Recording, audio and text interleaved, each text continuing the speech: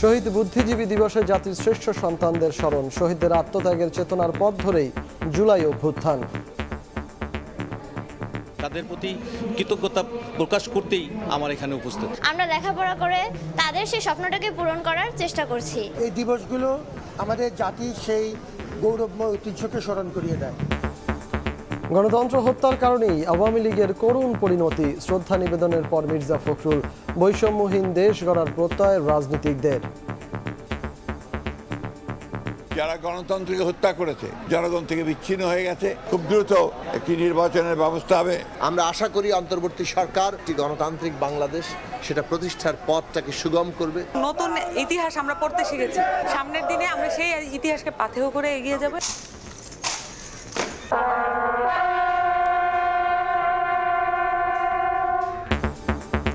রাষ্ট্রপতি প্রধান উপদেষ্টার শ্রদ্ধা, শহীদদের স্বপ্নকে ধারণ করে অন্তর্বর্তী সরকার। আমাদের তরুণদের আত্মত্যাগের বিনিময়ে রাষ্ট্র গড়ার যে দ্বিতীয় সুযোগ আমরা পেয়েছি, সেই সুযোগ যেন আমরা কোনোভাবেই নস্যাৎ না করি। দেখছিলেন প্রধান শিরোনাম, সন্ধ্যার সময় সঙ্গে আছি আমি সজল মিত্র রিচার্ড। এবার অন্যান্য শীর্ষ সংবাদ। সম্পর্ক স্বাভাবিক রাখতে চাইলে শেখ হাসিনাকে ফেরত দিতে হবে, মন্তব্য সার্জিসের। দ্বিপাক্ষিক স্বার্থের ভিত্তিতেই ভারতের সঙ্গে সম্পর্কের বার্তা পররাষ্ট্র উপদেষ্টার। বেক্সিমকো এস আলম সামিট সহ 10 ব্যবসায়ী গ্রুপের পাচারের অর্থ ফেরানোর উদ্যোগ, দুদক, এনবিআর ও সিআইডির যৌথ অনুসন্ধানী দল গঠন। ফুলেল শ্রদ্ধায় সিক্ত প্রেম ও দ্রোহের কবি হেলাল হাফিজ, বাংলা একাডেমি ও জাতীয় প্রেস ক্লাবে জানাজা, চিরনিদ্রায় শায়িত শহীদ বুদ্ধিজীবী কবরস্থানে।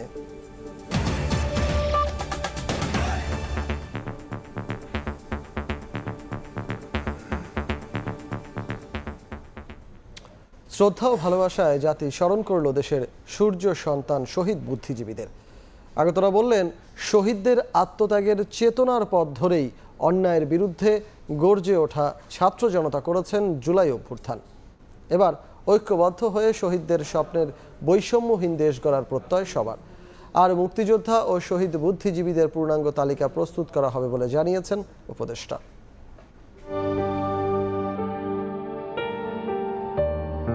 জীর্ণ জাতির বুকে স্বাধীনতার আশা জাগিয়ে মৌন মলিন মুখে অধিকারের ভাষা দেয়া শহীদ বুদ্ধিজীবীদের আত্মত্যাগের প্রতি শ্রদ্ধা জানাতে এই জনস্রোত। যারা দেশ ও মানুষের মুক্তির মন্ত্রে নিজের জীবনকে তুচ্ছ জ্ঞান করেছিলেন, সেই মৃত্যুঞ্জয়ীদের হৃদয়ের সবটুকু আবেগ আর ভালোবাসা দিয়ে স্মরণ করতে সামিল পুরো জাতি। রাজধানীর রায়েরবাজার বৌদ্ধভূমি ও মিরপুর শহীদ বুদ্ধিজীবী স্মৃতিসৌধে ফুল দিয়ে শ্রদ্ধা জানান সর্বস্তরের মানুষ। আমি যদি আমার সন্তানকে এটি বলে না যাই, তাদের প্রতি প্রকৃত শ্রদ্ধা কখনো প্রকাশ হবে না।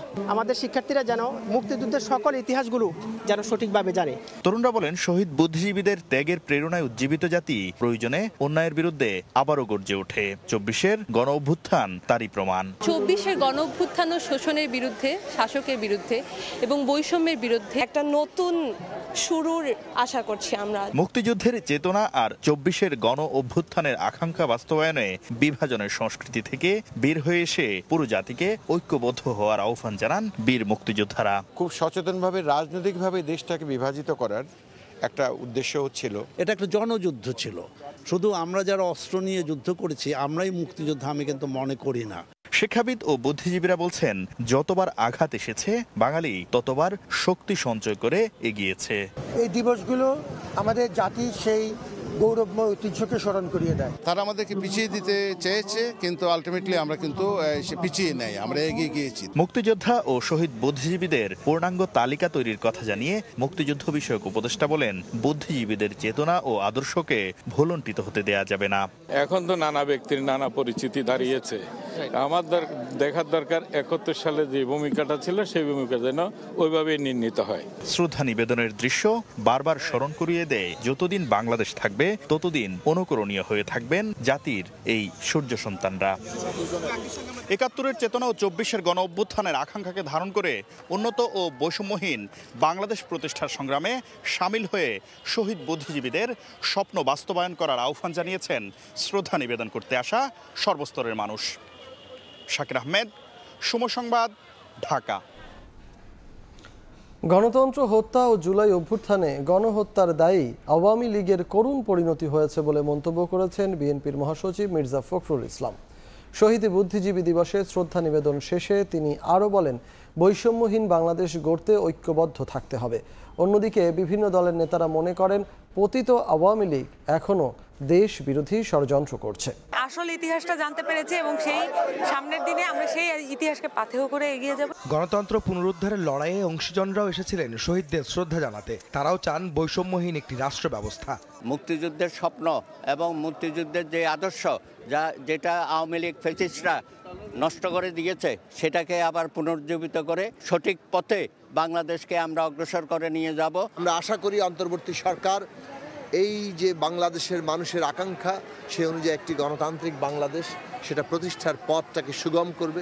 আমাদের জন্য যারা প্রাণ দিয়েছেন দেশের জন্য, জাতির জন্য, তাদের যে লক্ষ্য ছিল বাংলাদেশে একটি গণতান্ত্রিক রাষ্ট্র প্রতিষ্ঠা করা এবং একটি বৈষম্যহীন বাংলাদেশ নির্মাণ করা। যারা জনগণ থেকে সরে যায়, যারা গণতন্ত্রকে হত্যা করেছে, যারা মানুষকে হত্যা করেছে, তারা অবশ্যই জনগণ থেকে বিচ্ছিন্ন হয়ে গেছে ও সঙ্গত কারণেই আজকে তারা সেখানে অনুপস্থিত।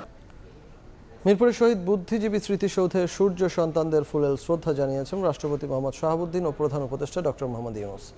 এ সময় অন্তর্বর্তী সরকারের উপদেষ্টা, ছাত্র প্রতিনিধি সহ ঊর্ধ্বতন কর্মকর্তারা উপস্থিত ছিলেন। পরে আইন উপদেষ্টা বলেন, ৭১-এর মুক্তিযুদ্ধ এবং শহীদ বুদ্ধিজীবীদের চেতনা ধারাবাহিকতা ২৪-এর গণ অভ্যুত্থান। এ সময় প্রধান উপদেষ্টার প্রেস সচিব বলেন, শহীদ বুদ্ধিজীবীদের স্বপ্ন এবং আদর্শকে সম্পূর্ণভাবে ধারণ করে কাজ করে যাচ্ছে অন্তর্বর্তী সরকার। রাষ্ট্র ও সরকার প্রধানের শ্রদ্ধা নিবেদনের পরপরই সবার জন্য উন্মুক্ত করে দেয়া হয় শহীদ বুদ্ধিজীবী স্মৃতিসৌধ।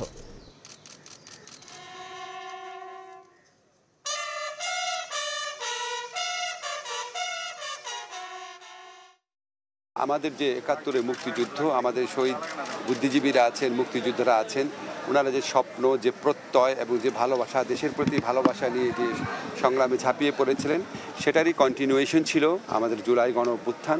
আমাদের তরুণদের আত্মত্যাগের বিনিময়ে রাষ্ট্র গড়ার যে দ্বিতীয় সুযোগ আমরা পেয়েছি, সেই সুযোগ যেন আমরা কোনোভাবেই নস্যাৎ না করি, সেই সুযোগ যেন আমরা কোনোভাবেই নষ্ট না করি, সেটাই যেন আমাদের প্রত্যয় হয়।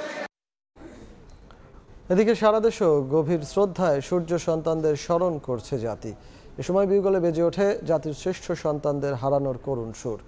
মুক্তিযুদ্ধ ও জুলাই অভ্যুত্থানের চেতনায় গড়ে উঠুক বৈষম্যহীন নতুন দেশ, এমন প্রত্যাশার কথা জানান আগতরা।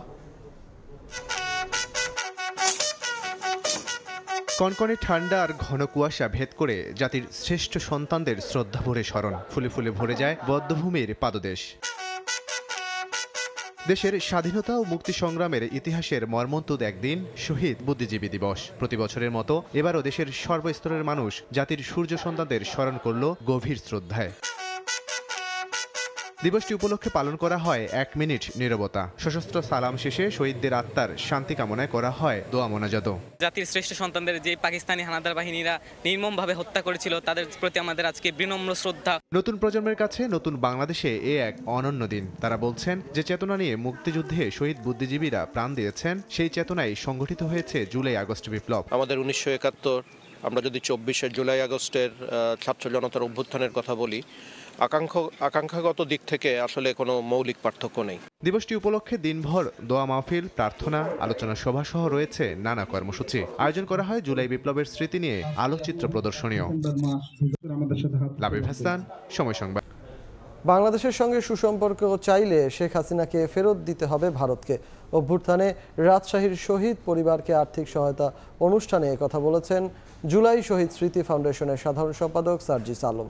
বলেন, অভ্যুত্থানের চেতনার সঙ্গে বেইমানি করলে কাউকেই ছাড় দেয়া হবে না। আমরা স্বরাষ্ট্র মন্ত্রণালয়, আমাদের যে বিচারিক প্রক্রিয়ার যে মন্ত্রণালয় রয়েছে, সংশ্লিষ্ট সকল মন্ত্রণালয়কে একটি কথা বলে দিতে চাই, ক্ষতবিক্ষত বুক নিয়ে যে বাবা মা, ভাই বোন, যে সহধর্মিণী বেঁচে রয়েছে, তাদের চোখের সামনে, তাদের ক্ষতবিক্ষত ওই কলিজার সামনে আপনারা কোনোদিন ৪ মাস পরে তাদের লাশ উত্তোলন করতে পারেন না। এ সময় ভারত ইস্যুতে সার্জিস বলেন, বাংলাদেশের সঙ্গে সুসম্পর্ক চাইলে শেখ হাসিনাকে ফেরত দিতে হবে ভারতকে। যদি এই বাংলাদেশের সাথে আপনাদের সম্পর্ক স্থাপন করতে চান, খুনি হাসিনাকে বাংলাদেশে ফিরিয়ে দিন। খুনি হাসিনার বিচার এই বাংলাদেশের মানুষ করবে। শনিবার রাজশাহী জেলা শিল্পকলা একাডেমিতে জুলাই শহীদ স্মৃতি ফাউন্ডেশনের পক্ষ থেকে 46 শহীদ পরিবারকে আর্থিক সহায়তা দেয়া হয়। মওদুদ রানা, সময় সংবাদ, রাজশাহী। এদিকে দুই দেশের স্বার্থের ভিত্তিতেই ভারতকে সম্পর্ক উন্নয়নের বার্তা দেওয়া হয়েছে বলে জানিয়েছেন পররাষ্ট্র উপদেষ্টা তৌহিদ হোসেন। দুপুরে নরসিংদীর বেলাবোতে মতবিনিময় সভায় তিনি আরও বলেন, সরকারের লক্ষ্য হলো একটি নিরপেক্ষ ও সঠিক নির্বাচনের মাধ্যমে ক্ষমতা হস্তান্তর করা। সব দেশের সাথে সুসম্পর্ক চাই, সমতার ভিত্তিতে, সম্মানের ভিত্তিতে। অনেকে ভারতের সাথে সম্পর্ক নিয়ে প্রশ্ন তোলেন, যেহেতু এক ধরনের একটা অস্বস্তি এই সরকার পরিবর্তনের পরে ছিল। আমি আপনাদেরকে এটুকু বলতে চাই, আমাদের পক্ষ থেকে আমরা খুব স্পষ্ট বার্তা দিয়েছি যে আমরা ভালো সম্পর্ক চাই, দুই পক্ষের স্বার্থের ভিত্তিতে। আমাদের উপর যে দায়িত্বটা দেওয়া হয়েছে সেই দায়িত্বটা অর্পণ করে রাজনীতিবিদদের হাতে ক্ষমতা দিয়ে আমরা চলে যাবো, তারা দেশ চালাবে। বেক্সিমকো, এসালম, বসুন্ধরা, সামিট, ওরিয়ন সহ 10টি ব্যবসায়ী গ্রুপের পাচারের অর্থ ফেরানোর উদ্যোগ নিয়েছে সরকার। দুদক, এনবিআর, সিআইডির সমন্বয়ে গঠন করা হয়েছে যৌথ অনুসন্ধানী দল। অ্যাটর্নি জেনারেলের অফিস এই দলকে আইনি সহায়তা দেবে। কার্যালয় হবে BFIU বা বাংলাদেশ ব্যাংক। যৌথ দলটিকে নেতৃত্ব দেবে দুর্নীতি দমন কমিশন। যৌথ অনুসন্ধান ও তদন্ত দল মানি লন্ডারিং ও সন্ত্রাসী কাজে অর্থায়ন প্রতিরোধে বিদ্যমান আইন বিধিমালা অনুসরণ করে কার্যক্রম পরিচালনা করবে। তদন্ত কার্যক্রমের হালনাগাদ তথ্য আন্তঃসংস্থা টাস্কফোর্স ও BFIU-কে সরবরাহ করবে।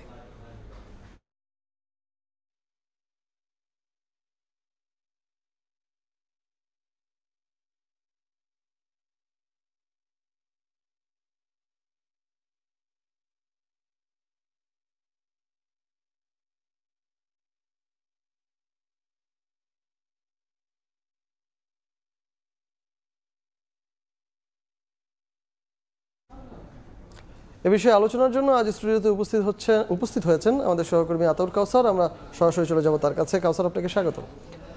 কাউসার, আমরা দেখলাম যে উদ্যোগটা নেওয়া হয়েছে যে পাচারকৃত অর্থ ফেরানোর, আসলে এটার পেছনের ঘটনাটা যদি আপনি একটু আমাদেরকে শোনান তাহলে এটি ভালো হবে, এবং আসলে কাদের বিরুদ্ধে, কোন কোন সেই গ্রুপগুলো, সেটির বিষয়ে যদি বিস্তারিত কোনো তথ্য থেকে থাকে। আচ্ছা, একটা জিনিস বলে শুরু করতে চাই। এসালম গ্রুপ, যে 10টি গ্রুপের ব্যাপারে বলা হয়েছে, এর মধ্যে অন্যতম একটি হচ্ছে এসালম গ্রুপ। এসালম গ্রুপের সাথে পৃথিবীর অনেক দেশের ব্যবসায়িক সম্পর্ক রয়েছে। এর মধ্যে একটি হচ্ছে সিঙ্গাপুর। শুধু সিঙ্গাপুরেই 12,000 কোটি টাকা পাচার করা হয়েছে, এ ধরনের তথ্য আছে বা এ ধরনের অভিযোগ আছে এসালম গ্রুপের বিরুদ্ধে। এটি কিন্তু একটি অভিযোগের কথা আমি বলছি। এর আগেও বিভিন্ন সময় আমরা বিভিন্ন খান থেকে জানতে পেরেছি 36,000 কোটি টাকা বিভিন্ন খানে পাচার হয়েছে, 36,000 কোটি টাকা তাদের ব্যাংক অ্যাকাউন্টে আছে, লেনদেন হয়েছে। এ ধরনের অসংখ্য অভিযোগ, সুনির্দিষ্ট অভিযোগ ছিল এসালম গ্রুপের বিরুদ্ধে। আরও আছে নাবিল গ্রুপ, আছে দুর্নীতি দমন কমিশন বেশ কিছু কোম্পানির বিরুদ্ধে ইতিপূর্বে কাজের জন্য তারা বিভিন্ন সময়ে পদক্ষেপ নিয়েছিল, কিন্তু বিগত সরকারের আমলে আসলে নানান কারণেই সেই তদন্তগুলো কখনোই আলোর মুখ দেখেনি। এই 5 আগস্টের পরে দুর্নীতি দমন কমিশনে কিছুটা অচলাবস্থা বিরাজ করছিল। নতুন কমিশন আসার পরে আমরা যতটুকু জানতে পেরেছিলাম যে তারা এই বিষয়গুলোতে বিশেষ নজর দেবে, যেটার প্রতিফলনই আসলে আজকে দেখা গেল।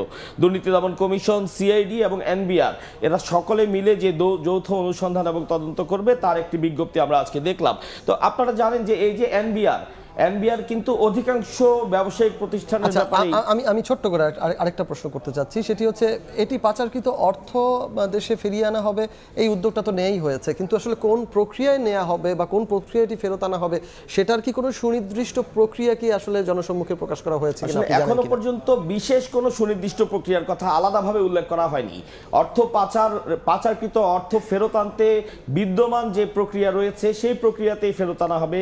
বিদ্যমান যে অনুসন্ধান ব্যবস্থা রয়েছে সেই ব্যবস্থাতে অনুসন্ধান হবে, এইটাই এখনো পর্যন্ত আমরা জেনেছি। তো আমরা যতটুকু জানতে পেরেছি আসলে এতটাই জোরে সোরে বা এতটাই আন্তরিকতার সাথে এই বিষয়টি বর্তমান সরকার দেখছেন যে যদি কোনো বাধাপ্রাপ্ত তারা হন সেক্ষেত্রে কিন্তু তারা পদ্ধতি চেঞ্জ করতেও পিছপা হবেন না।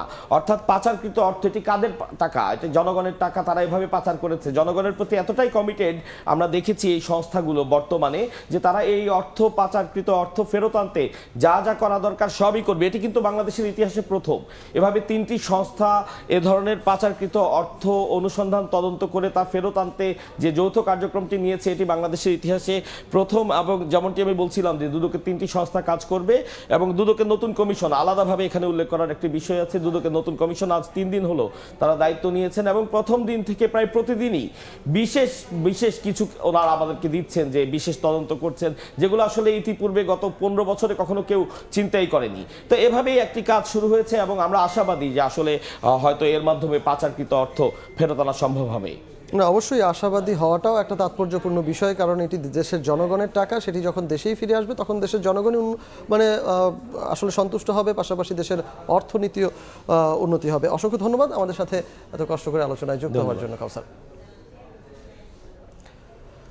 আমাদের সঙ্গে আলোচনা করতে, পাচারকৃত অর্থ নিয়ে আলোচনা করতে স্টুডিওতে উপস্থিত হয়েছিলেন আমাদের সহকর্মী আতাউর কাউসার।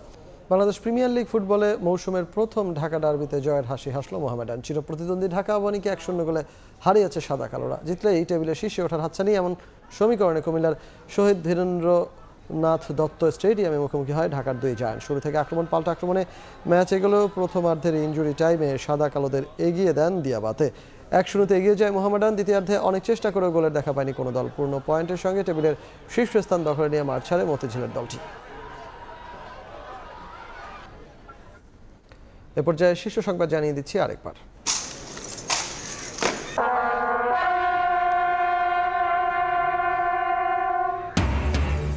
শহীদ বুদ্ধিজীবী দিবসে জাতির শ্রেষ্ঠ সন্তানদের স্মরণ, রাষ্ট্রপতি প্রধান উপদেষ্টার শ্রদ্ধা, বৈষম্যহীন বাংলাদেশ গড়ার প্রত্যয় রাজনীতিকদের।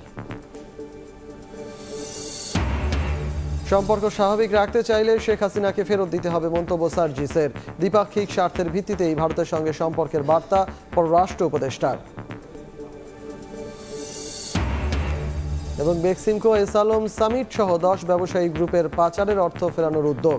দুদক, এনবিআর ও সিআইডির যৌথ অনুসন্ধানী দল গঠন।